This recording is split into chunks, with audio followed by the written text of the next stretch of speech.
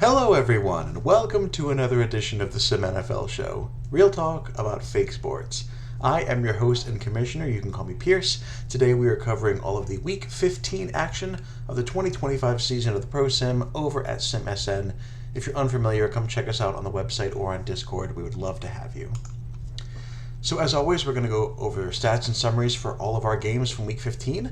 We are out of the bye-week period, so we have a full slate of 16 games for all of our teams.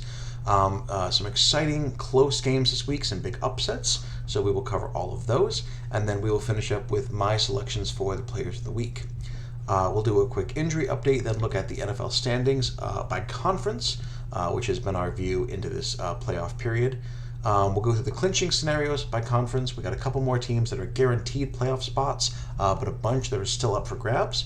So we'll see what teams can clinch and what we'll have to do to make those happen next week.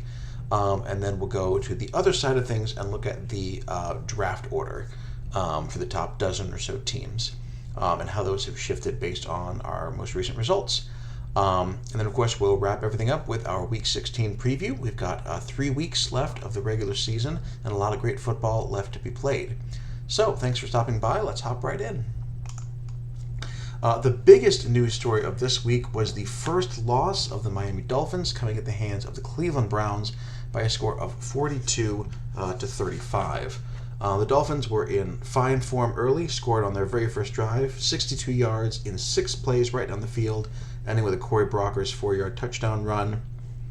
Cleveland responded with a long pass from Rivera to John Morey, 49 yards. That led to a Cleveland field goal. And get used to that phrase because you're going to be hearing it a lot. Dolphins went 3 and out. Rivera again hit Morey, again for 49 yards. Again, that led to a Cleveland field goal. A couple more field goal attempts. Miami missed one. Cleveland made their third.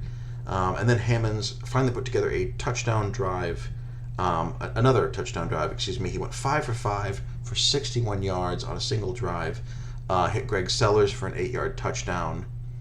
And so it was 14 to 9 at that point, Miami retaking the lead.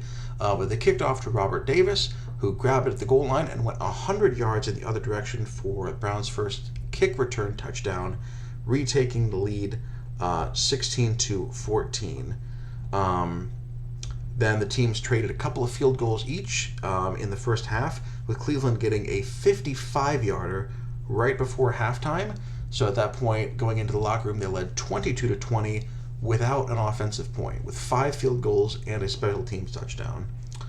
Going to the third quarter, after another Browns field goal, making it 25-20, Hammonds found Kenny White for a big gain of 41 yards, and that set up Brockers for an 8-yard touchdown run. Sellers ran it in for the 2-point conversion, and the Dolphins were up 28-25 at that point. But Cleveland went down and responded in a 9-play drive in which they went 3 for 3 on third downs, including at one point a Rivera 47-yard pass to George Lovejoy. That ended with a Juan Mora touchdown run from 5 yards out, and the Browns retook the lead 32 to 28. Going to the fourth quarter now, Hammonds another long completion to Kenny White, this one 51 yards. This led to Greg Sellers' second touchdown of the day, this one a 3-yard run. Dolphins back on top 35-32. Cleveland punted. Miami then drove down to the 35-yard line, looking to add to their lead, but they were stuffed for a loss on a 3rd and 1 and elected to go with a short punt. The Browns responded in 9 plays, driving 80 yards. The final 39, a touchdown pass from Rivera to George Lovejoy.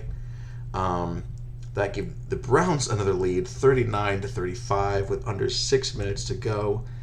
They weren't done. The defense got a stop. The Browns drove for another field goal, Chapa hitting his 7th of the game to make it 42-35 with just a minute 19 left. But the Dolphins were not done. Hammonds hit Lawrence Sanders for a 49-yard gain, then again for 10. And then a defensive penalty put the ball on the 4-yard line. With 7 seconds left, the Dolphins ran an RPO, handed it off to Sellers, but he was stuffed. So the Browns made a last stand at the 4-yard line and came away with the 7-point victory. Special teams were the story of the day for the Browns. Chapa scoring 24 points with 7 field goals, including 2 of 50 or more yards and a long of 55, plus being perfect on extra points. And then Robert Davis, 182 kick return yards, including that 100-yard touchdown. So despite only scoring twice on offense, the Browns put up 42 points, which was enough to beat the Dolphins, even though Hammonds threw for 441 yards, including 194 to Kenny White, and Greg Sellers had 141 yards from scrimmage and 2 touchdowns. So a crazy offensive and special teams output, a crazy ending, and the Browns put an end to the Dolphins' undefeated season in Week 15. Moving on from there, we had another close game. This one a cross-conference game between the Bills and the Bears. Chicago scored a touchdown on their first drive, 65 yards in 7 plays. Pat Flexen running it for 22 yards at one point, and then Stanley Segovia running it in from 5 yards out for the touchdown. On their second drive, Chicago got a running into the kicker penalty. They were going to punt on 4th and 4, but the Bills were called for a special teams penalty that gave the Bears a first down. 8 plays later, fullback Alex Harris ran it in from 2 yards out. Second rushing touchdown for the Bears, 14-0 lead. But Asensio responded for the Bills, going 5 for 5 for 65 yards on their next drive, including a touchdown pass to Bryan Adams. And then in the second quarter, Asensio got hot again, hit Donald Kelly for a 31-yard gain, and then a 45-yard touchdown pass on the same drive, knotting things up at 14 going into the half. In the third quarter, Chicago down 17-14. They block a punt to give them great field position, but despite having a first and goal from the 5-yard line, they are held out of the end zone and forced to kick a short field goal from the Buffalo 1-yard line on 4th down, which ties things up at 17. Asensio was back in business in the fourth quarter. A 50-yard touchdown bomb to Donald Kelly, his second of the day, putting the Bills back on top 24-17. But later, Chicago facing a 4th and 3 from the Bills' 47-yard line, were aggressive, ran for it, ran a perfect read option play. Pat Flexen took it 47 yards to the house, tying the game at 24. There was a weird sequence, I think sim-related, where Chicago blocked another punt, if I'm reading that correctly, but Buffalo somehow ended up with a safety and some points. I'm not sure how it went. It would have been a terrible way to end things with the Bears getting a big play. But luckily the Bears, with 30 seconds to go, Gerald Lewis hit Nick Evans for a 52-yard gain, and with 11 seconds left, Bears were in place for a game-winning field goal. So the Bears ultimately did come out on top, thanks to special teams, a couple of blocked punts, and a critical last-second field goal. Also, great play from Nick Evans, who had 9 catches for 100 yards. Donald Kelly, fantastic day for the Bills, again, 180 yards on 8 catches and 2 scores, but it was the Bears who sneaked by on that last-second field goal. Jacksonville beat the Indianapolis Colts 24-21 in a crucial AFC South matchup. Honestly, at this point, every AFC South matchup is crucial because all 4 teams are still in the running for playoffs and even for the division crown. Indianapolis scored on their very first drive of the game. It was a 9-play drive, 8 of which were runs, including Mitchell Reynolds' 11-yard touchdown run to kick things off. In the second quarter, Jacksonville equalized. Matt Howard found Ronnie Ritter on a 56-yard deep pass, and then Ritter again for a 5-yard touchdown on 3rd and goal to tie things up. Indianapolis responded with Freitag hitting William Weber for 39 yards and then carrying it himself from 2 yards out to retake the lead. In the third quarter, a Freitag interception led to a Jacksonville field goal, bringing them within 14-10. And then they took the lead on another great drive from Howard, hitting Wayne Ricketts for a 24-yard gain, then Bolden for 11, then Ritter for 17, leading to a Ramon Munoz 1-yard touchdown run. So that made it 17-14 Jacksonville. And then after a defensive stop, they gave Ricketts 6 straight carries, and he took it 74 yards, doing it all himself, including chunk plays of 22 and then a 37-yard touchdown. Ricketts, fantastic day for him, over 200 total yards. That made it 24-14 in favor of the Jaguars. In the fourth quarter, Freitag, trying to pull the Colts back, had a great 38-yard run to set up himself another rushing touchdown from 2 yards out that brought the Colts within 3 points. But afterward, the Colts drove into Jacksonville territory but elected a short punt. And then on their last possession, at their own 42-yard line, a critical fumble turned the ball over, and Jacksonville was able to run out the final 3 minutes and preserve the win. So again, 216 all-purpose yards from Rickett and a touchdown on 31 touches, filling in for the injured Ryan Peterson. Freitag, 160 yards through the air, 128 and a couple of touchdowns through on the ground. Mitchell Reynolds also over 100 yards with a touchdown.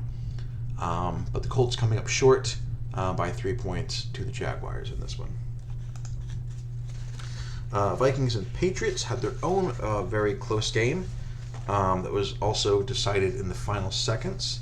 New England missed a field goal on their opening drive from 36 yards out. Minnesota responded, drove to the New England 39, but looked like they had missed their opportunity when Sinnock threw a pick, but 2 plays later, Lions threw one right back. Minnesota got the ball in Patriot territory and was able to get the first points of the game on a 47-yard field goal. The Vikings were driving again in the second quarter when a Sinnock screen pass intended for Zach Gratterall was intercepted by defensive end Abel Moore for a pick 6. The big man taking it to the house, giving New England their first touchdown and their first lead. They were going for a score again in the third quarter. Lions drove them down to the Minnesota 8-yard line, but through a critical interception to RTM, which killed that drive. So we fast forward to the fourth quarter. It's 10-6. Patriots are leading with about 5 minutes to go. Vikings have the ball, facing a huge 3rd and 11 from their own 34-yard line. Facing a 3rd and 11. Sinnock finds Marcus Rudolph, his tight end, for a 34-yard gain to convert. They drive down to the 4-yard line to the Vikings, and then with a minute 30 left, facing a 4th and goal, Sinnock finds Adrian Daniels for a go-ahead touchdown. Vikings leading 13-10. And then when Lions is sacked on the first ensuing play, it looks like it's all over. But after 2 incompletions, Lions on 4th and 16 finds Matthew Cunningham, for a 42-yard gain. And then 2 plays later, Cunningham again, 39-yard touchdown with only 17 seconds remaining. They missed the extra point, but it doesn't matter. Patriots coming through in dramatic fashion. And after weeks and weeks of second-half collapses and finding ways to lose the game, they find a way to win it. Rashawn Lyons, 280 passing yards, including that final dramatic touchdown to Cunningham. He had 128 yards receiving. Noel Morales had 114. And then Abel Moore with that fantastic pick 6 to lead the Patriots to a dramatic victory. Rams and Packers had a shootout, competing 2 of the division leaders in the NFC. Rams in the first quarter scored first, converted a 3rd and 11 with Philip Avila finding Scott Baldwin for a 17-yard gain. First of his 15 catches on a fantastic day for Baldwin. Baldwin also caught a touchdown pass, his first on that drive from 6 yards out. Next drive, Avila and Baldwin connected again, a 41-yard gain, and then a 23-yard touchdown. So just like that, 2 touchdowns for Baldwin, and it was 14-0 Rams leading. Green Bay then missed a field goal on their next drive, then threw an interception on their next drive from their own 29. So it looked like things might be getting out of hand, but Joe Perez came up with a crucial interception, picking Avila right back and denying the Rams the easy points. Packers then got a 60-yard run from Carl Frost, which would lead to a field goal only, but at least they got on the board at 14-3. Then the defense got a stop. Garibay found Ramek Phelps for 49 yards. Phelps also had a fantastic day. And then they ran Frost 3 times for a total of 26 yards and their first touchdown, cutting the lead to 14-10. Going to the third quarter now, Avila would extend that lead on a drive when he went 5 for 5 to 4 different receivers for a total of 54 yards and a touchdown. It was 24-13 then in the fourth quarter, only about 6.5 minutes to go, and then facing a 2-score lead, Garibay found Donald Galligan for a 39-yard gain that led to a Tompkins field goal, which made it 24-16, technically a 1-score game. And in fact, when the Packers got the ball back after a stop with 2:09 to go, Garibay hit Phelps again, a 44-yard gain, and all of that culminated in a Carl Frost 13-yard touchdown run with 13 seconds left, and then Frost ran it in for the 2-point conversion, tying things at 24 and leading us to overtime. Rams got the ball first, but went 3 and out in the extra period. Green Bay drove to the Rams' 24-yard line, and needing any score to win, incredibly, Garibay threw an interception to Jason Bumbarger, which completely, obviously, changed the game, saved the Rams, and they drove 76 yards in 10 plays, Avila finding Anthony Larry for a game-winning 3-yard touchdown pass. And it was the Rams, miraculously, who escaped with the overtime win. 4 touchdown passes for Avila, 2 to Baldwin, 2 to Anthony Larry, and Bumbarger with that huge interception to save the game for the Rams. A great day for Carl Frost for the Packers, closing in on 150 yards total and a couple touchdowns. And Ramek Phelps, fantastic day for the tight end, 210 yards. But the Rams, against all odds there at the end, escaped with the overtime win. On Monday night, we had our final close game in a week of close games, with the Jets coming out on top of the Bengals, 7-6. Now, this game had a lot more yards than you might think for a game that ends 7-6, and not as many punts. There were 9 in total, which is a fair number of punts. There were also 3 missed field goals and 4 turnovers, a lot of them in opposing territory. So, for example, Cincinnati Bengals, Gurvich threw an interception on the Bengals' second possession. The Jets drove to the Cincinnati 18-yard line, but missed a field goal from 35 yards, still no score. We flipped the script later in the first. Andrew Michael threw a pick. Cincinnati drove to the 8-yard line. They were able to make their field goal, so they took the 3-0 lead. In the second quarter, Bengals drove to the Jets' 37-yard line, went for it on 4th and 5, a call I love. Unfortunately, did not make it, turned the ball over on downs. Jets drive to the Cincinnati 21-yard line. Andrew Michael throws his second interception, this one to Brian Johnson. Jets still scoreless. Cincinnati drives to midfield in the second quarter. Gurvich throws an interception. Jets get in field goal range right before the half, and they miss it from 48 yards out. So it's still, after all those yards and all those miscues, it's still 3-0 at halftime. Cincinnati does tack on a second field goal from 44 yards out in the third quarter. In the fourth quarter, the Jets drive to the Cincinnati 31, still looking to get on the board, but from the 31-yard line on 4th and 4, not trusting their kicker and perhaps seeing ghosts after their first failed conversion, elect for a short punt. Bengals respond. David Taylor breaks a 50-yard run, putting him in great position, but then on the next play, there's an offensive holding call, and then Gurvich is sacked twice. So after all of that, they end up out of field goal range entirely, and they have to have a short punt. The Jets drive into Cincinnati territory again. This time, Andrew Michael breaks off a 40-yard run, his best play of the day. And then 2 plays later, Michael passes 2 yards to Kevin Jefferson, wide receiver, for a touchdown, and the extra point gives the Jets a 7-6 lead. Bengals aren't done. They drive to the Jets' 24-yard line with just under 2 minutes to go, but they get stopped. They miss the 41-yard field goal, and the Jets get 1 first down, which is enough to run out the clock. So after all of that racing up and down the field, we get a 7-6 score. Andrew Michael, the winning quarterback, with 5 completions in 20 passes for 45 yards, a touchdown, and 2 picks. David Girolamo, great day for him with 4 sacks on the day. David Taylor, 20 carries for 126 yards. But it is the Jets coming away with the 1-point primetime victory to close out the week. Other games across Sunday. Seattle defeated Houston 38-9. Clayton McGee had 224 yards and a pair of touchdowns on 25 carries to lead the Seahawks. Washington overcame a slow start to beat Carolina 41-14.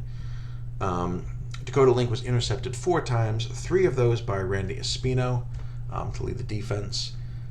Philadelphia beat the Giants 30-14. Aaron Poole, 27 carries, 149 rushing yards, and 2 touchdowns to go with 132 passing yards for the Eagles.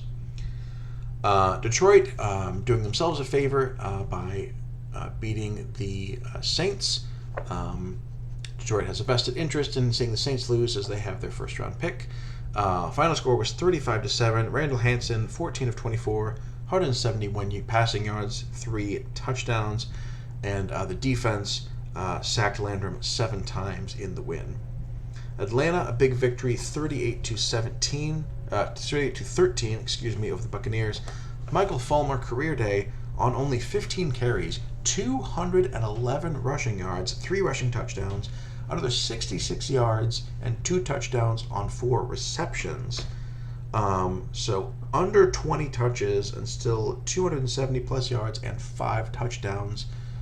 All the Falcons' touchdowns to Fulmer, winning the day for them. Pittsburgh beat the Chargers 31-17 in a duel of rushing quarterbacks.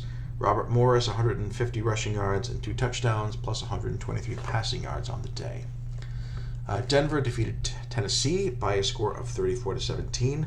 Peter London was 21 of 28, 186 yards, 3 touchdowns, no picks, plus another 71 yards and a score on the ground.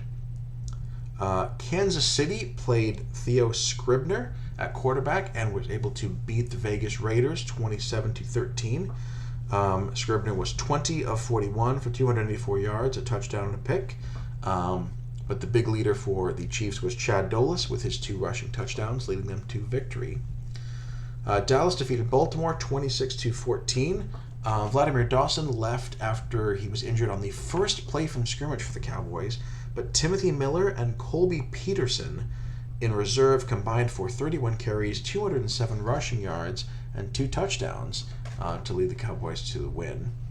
Then on Sunday night, Arizona beat San Francisco 20-3. Thomas Gezik, 22 carries, 146 rushing yards for the Cardinals. So with all that, here are my choices for Players of the Week. Got to call out Peter London for his 4-touchdown game, playing accurate, mistake-free football, leading the Broncos to yet another win. Clayton McGee, over 200 rushing yards and a pair of touchdowns. Obviously, you have to call out Michael Fulmer, and his absolutely fantastic day, 277 yards on 19 touches and 5 scores. Scott Baldwin, great day for the Rams, 192 yards and a couple scores. And then Ramek Phelps, over 200 yards for the Packers. And then on the defensive side, Abel Moore of the Patriots with that big man pick 6. And then Bradley Cook and David DiGirolamo, each with 5 tackles for loss and some sacks for their respective teams. Randy Espino, 2 pass breakups and another 3 interceptions, adding to a fantastic season for him. And then kicker Abel Chapa of the Browns, again 24 points, perfect on 10 kicks to help, including a long 55 yards to help the Browns upset the Dolphins. So congratulations on these 10 players for being named my Players of the Week. So here we look at a thankfully much shorter injury report. A lot of teams getting healthy in time for the end of the season and potentially playoffs. Only one new name on this list with a multi-game injury. That was Arthur Stewart. There at the bottom for the Seahawks, sprained foot. He will be out next week. But a whole host of recovered players who are no longer on this list. Notably, Patriots cornerback Huey Ash is returned. Jacksonville is going to love getting Ryan Peterson back. He's been such a focal point for their offense. Vegas gets 2 interior linemen in John Rockhill and Sean Duell. Stephen Tabbert is back for the Commanders after missing a game. Reggie Newton, defensive end for the Vikings, as well as Vince Gresham for the Panthers, both of them back in action. Buffalo's guard Brandon Moncrief is returning, as well as the Saints cornerback 1 Stanley Alvarez is back in the lineup. And then finally, Arizona defensive end Kendall Dunn has missed a lot of action, but he can return now. So as I said, a lot of teams getting healthy at just the right time to make a late push in the season. So with all of those results, here are where we stand in the AFC. Miami, no longer perfect, but still holding on to the number 1 seed. And then the little Y note there, meaning they have clinched their division. Denver is also clinched and is sitting pretty in the number 2 slot at 12-2. Cleveland with the victory up to 9 wins and the 3 spot. And then Jacksonville now in lead of the AFC South on tiebreakers. So as always, division tiebreakers take precedence. So Jacksonville is ahead of Indianapolis based on their division record, 4 division wins to 3. And then further down, we can see that the Chargers are ahead of Vegas based on a head-to-head victory. Just one. They will play in Week 18 in what could end up being a playoff play-in game. But for now, the Chargers are ahead, which means in terms of the playoff push, Vegas cannot finish at a higher seed than the Chargers while they are both going for wild cards. As for the conference tiebreakers, after we get past Indianapolis as the best wild card team, the Chargers are ahead of Buffalo and Tennessee based on the slightly better conference record, so they slot in at number 6. And then Buffalo and Tennessee are tied in conference, but they are both better than Vegas. So that essentially bumps the Raiders all the way down to 9. And the definitive tiebreaker for that last wild card is common opponents between Buffalo and Tennessee. Buffalo 6-3 versus 4-4. They have the slight edge there. Pittsburgh is making its first appearance on this list at 6-8, having a number of consecutive victories now, and they are ahead of Houston based on a head-to-head win. So Pittsburgh's still in the hunt at 6-8. Houston as well, even in the 11 seed right now. But currently it's a 4-way tie for 2 playoff spots with 3 games to go. Over in the NFC, we get a little bit of distance, Washington between the rest of the field. Washington, again, having clinched the East. Green Bay has the tiebreakers to clinch the North, and then they are leading the Atlanta Falcons and the LA Rams, both leading their divisions at 11-3, and then Carolina as the top wild card as well. So again, division tiebreakers first. Atlanta's got the head-to-head win over the Panthers. They also will meet in Week 18 in what could be a division championship game de facto. And then Dallas has swept Philadelphia with 2 wins. So in the wildcard race, Dallas is ahead of them. Breaking it down further from there, Green Bay has the number 2 seed based on the better conference record. They're 9-1. Atlanta is 8-2, so they slot in at 3rd, and then the Rams with a 3rd loss, 8-3, at 4th. But a lot of movement could still happen between those 3 teams in the next 2 or 3 weeks. Dallas has the head-to-head, so in addition to sweeping Philadelphia in 2 games, they beat Seattle and Detroit. So Dallas absolutely owns the tiebreakers, so they're in at the 6th spot.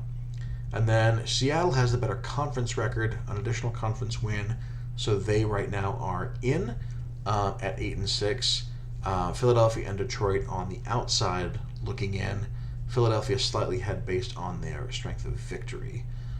which could shift a little depending on how teams finish, but is pretty strong, well over 100 basis points. So that one looks like it's going to stick around. So Philadelphia, the 8 seed, Detroit at 9 right now. So as for clinching scenarios, as I mentioned, Miami and Denver have clinched their divisions. The Browns are right on the cusp. They just need a win or a tie. The asterisk is because they also could qualify if the Steelers lose or tie any of their games. But this week the Browns are playing the Steelers, so it's all connected. So Browns have a 3-game lead with 3 to go.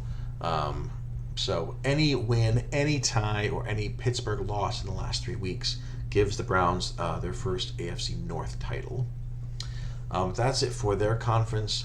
In the NFC, Washington has clinched the East. Green Bay, as I said, has the tiebreakers for the North.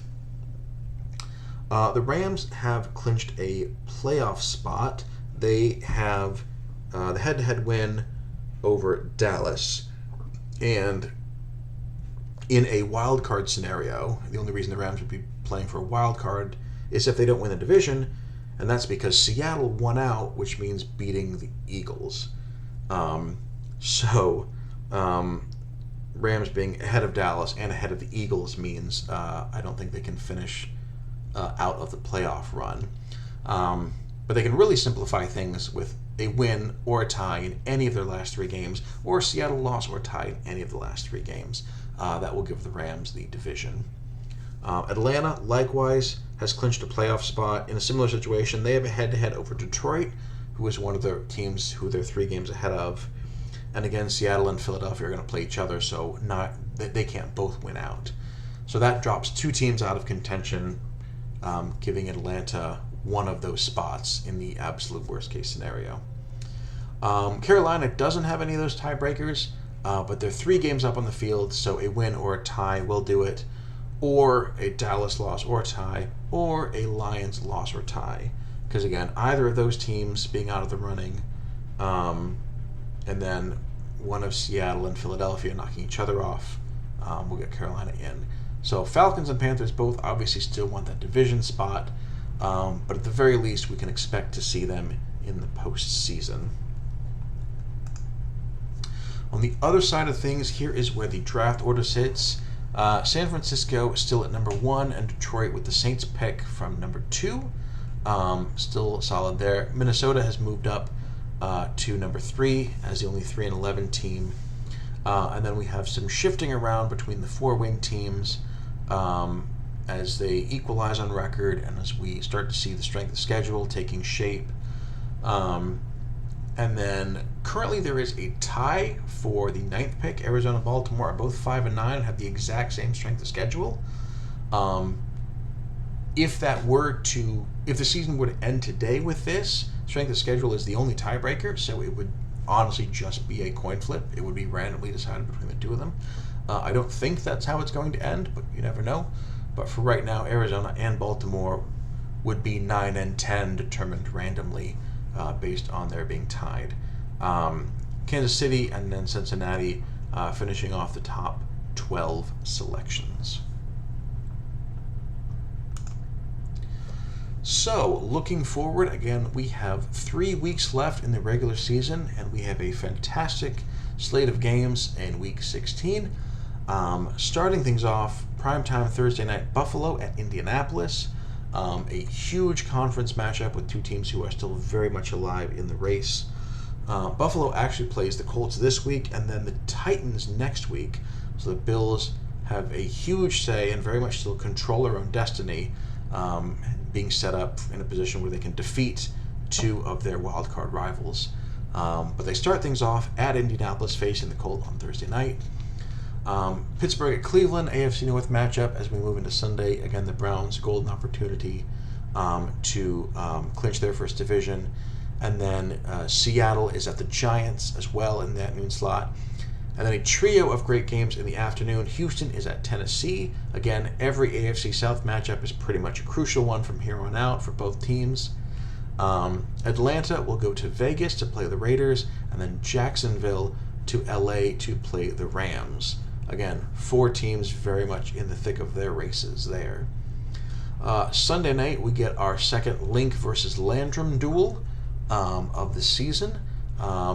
Two teams very much at opposite ends of the spectrum, but with two young quarterbacks who I'm excited to see play. And then Monday night, we have the Chargers at Denver, going up Mile High to play the Broncos.